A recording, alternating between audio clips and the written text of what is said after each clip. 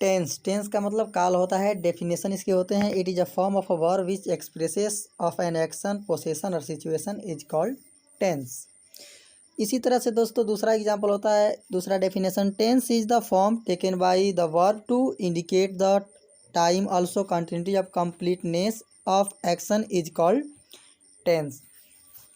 तो इस तरह से दो डेफिनेशन होते हैं इसके। इसको हिंदी में कहते हैं, टेंस का अर्थ सिर्फ समय ही नहीं होता बल्कि टेंस क्रिया का वह रूप होता है जो सामान्य रूप से किसी काम को होने के साथ साथ उसके जारी रहने की अवस्था, अधिकार या उसके क्रिया को दिखाता है या बताता है, उसे टेंस कहते हैं। दोस्तों टेंस दो तरह की चीज़ मिलके बनते हैं, एक टाइम और दूसरा वर्क।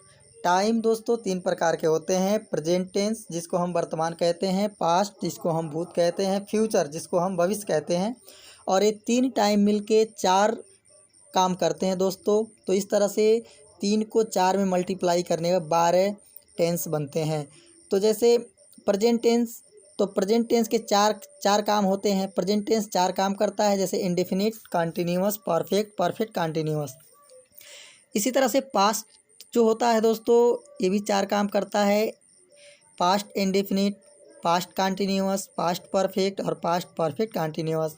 और सेम इसी तरह से फ्यूचर भी, फ्यूचर इंडेफिनिट होता है, फ्यूचर कंटिन्यूअस होता है, फ्यूचर परफेक्ट होता है और फ्यूचर परफेक्ट कंटिन्यूअस होता है दोस्तों। इसी तरह से हम लोग अब इसको एक एक करके डिटेल में समझने वाले हैं कि ये काम किस तरह से करते हैं, इनके पहचान क्या होते हैं, इनके फार्मूला क्या होते हैं, सब आगे हम लोग अब जानने वाले हैं। तो चलो टेंस की पहचान करें। तो अगर किसी भी सेंटेंस में हूँ, है, हो दिया हो तो उसे हम प्रेजेंट टेंस का सेंटेंस कहेंगे।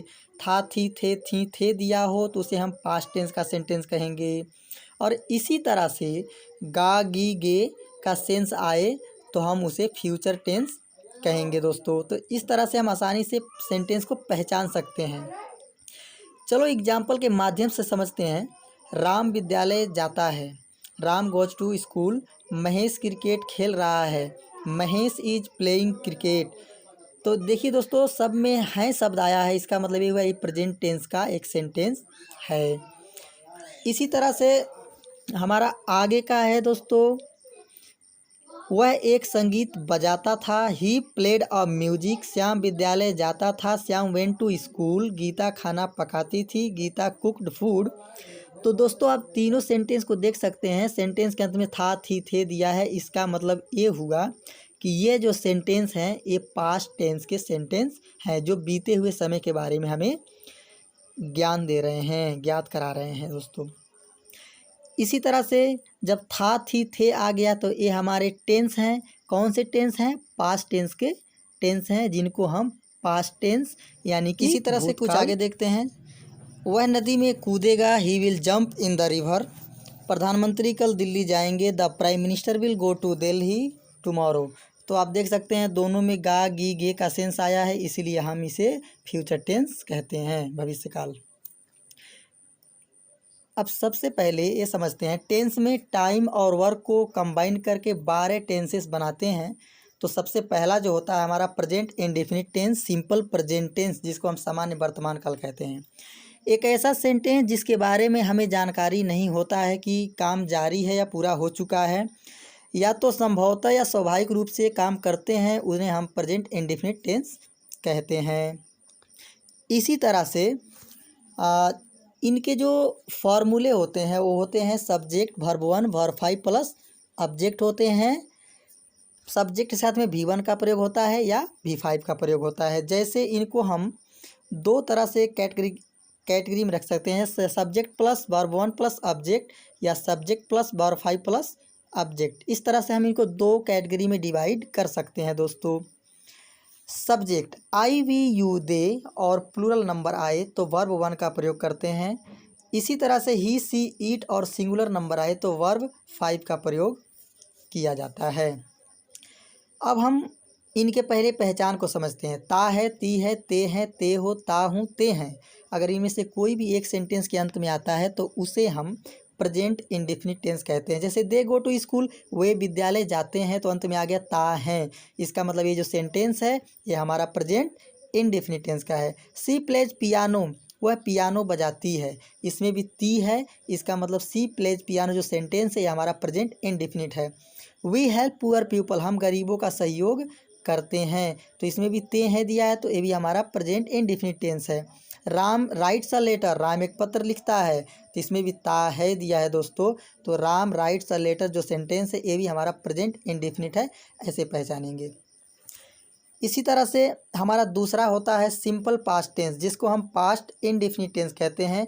ये ऐसे सेंटेंस के बारे में जानकारी कराते हैं जो बीते हुए समय में संभवतः या स्वाभाविक रूप से हुआ या होता था, तो उन्हें हम सिंपल पास्ट कहते हैं।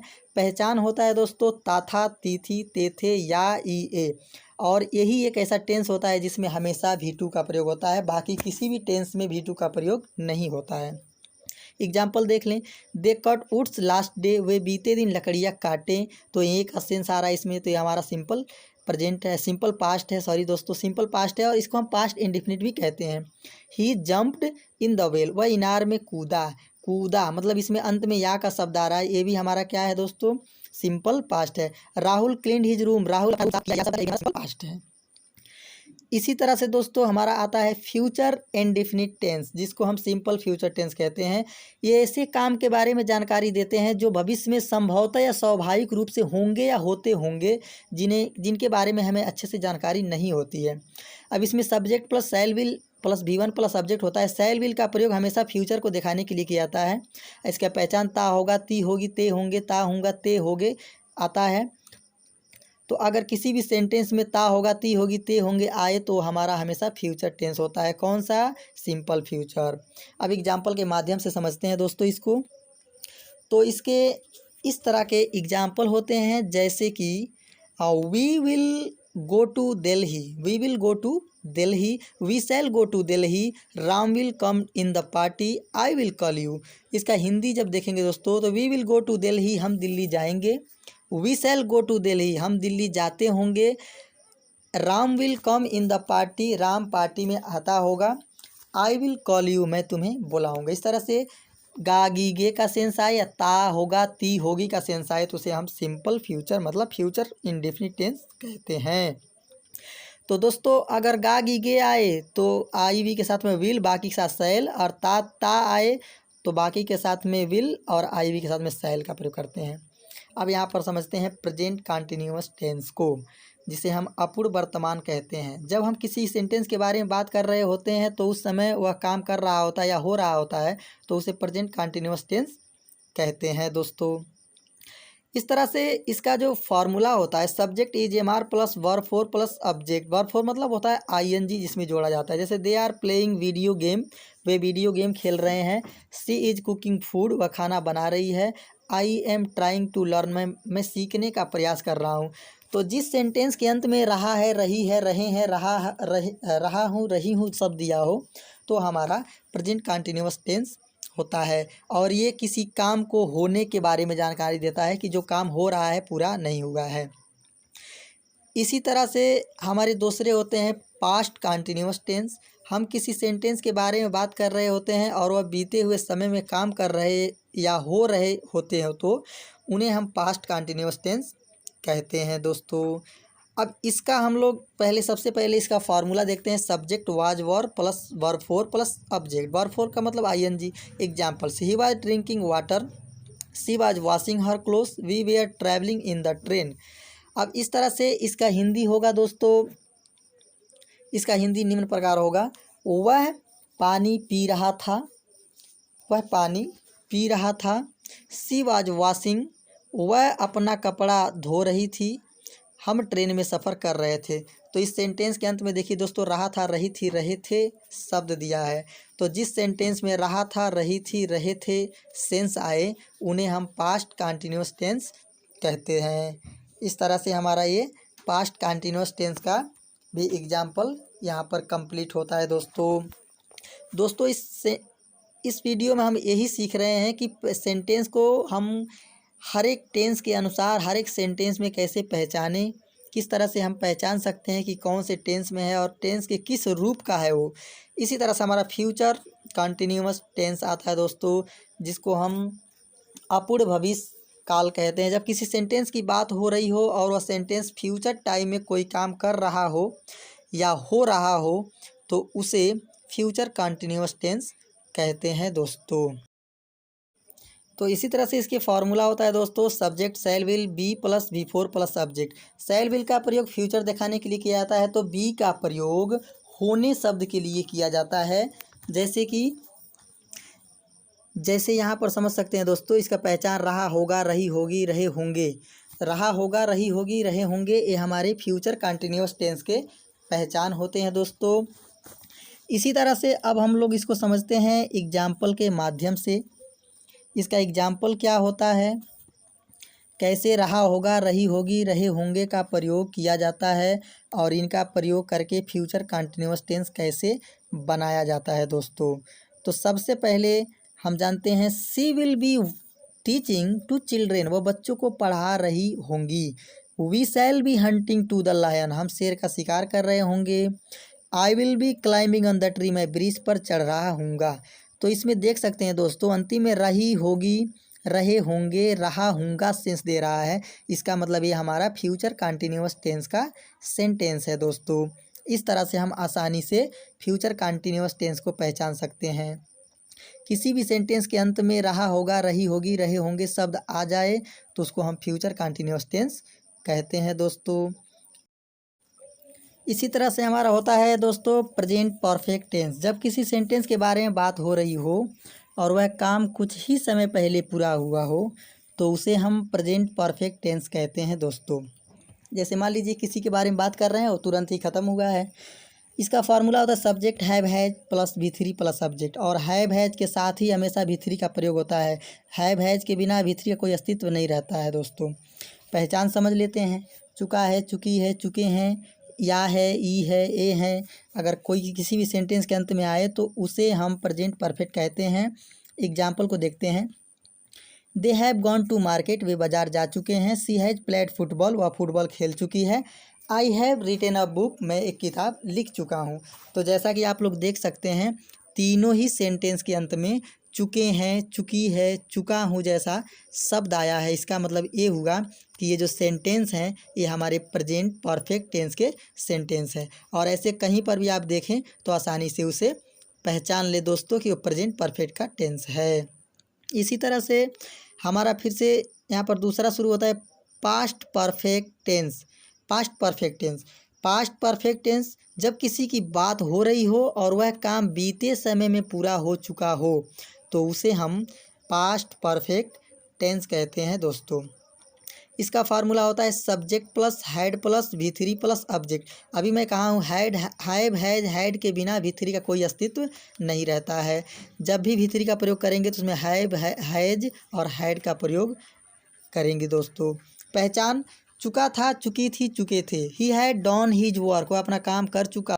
Shyam had collected woods, Shyam लकड़ियाँ इकट्ठा कर चुका था। इस तरह से दोस्तों हमारा दूसरा फिर से आता है फ्यूचर परफेक्ट टेंस। जब किसी सेंटेंस की बात हो रही हो और वह काम आने वाले समय में पूरा हो चुका हो तो उसे हम फ्यूचर परफेक्ट टेंस कहते हैं दोस्तों।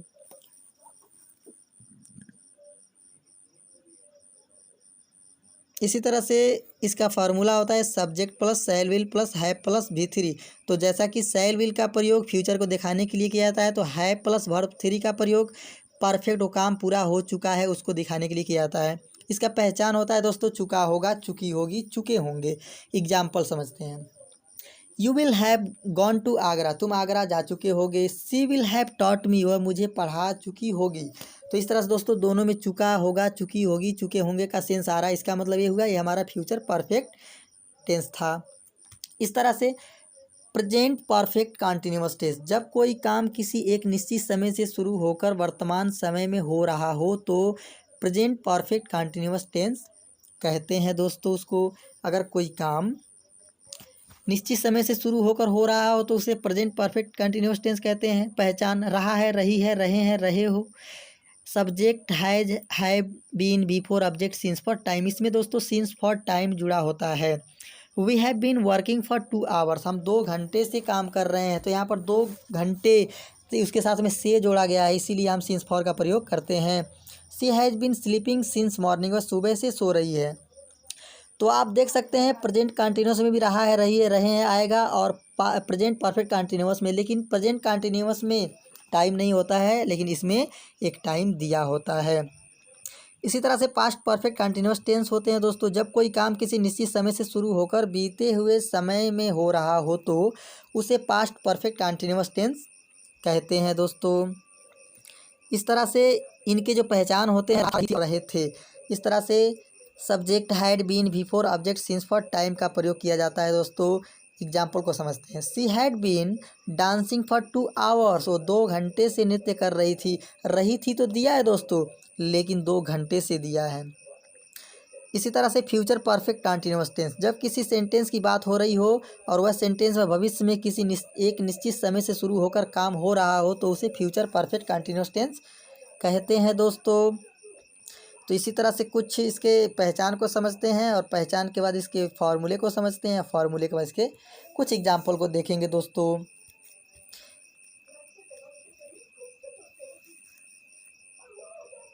तो सबसे पहले एग्जाम्पल को समझते हैं दोस्तों।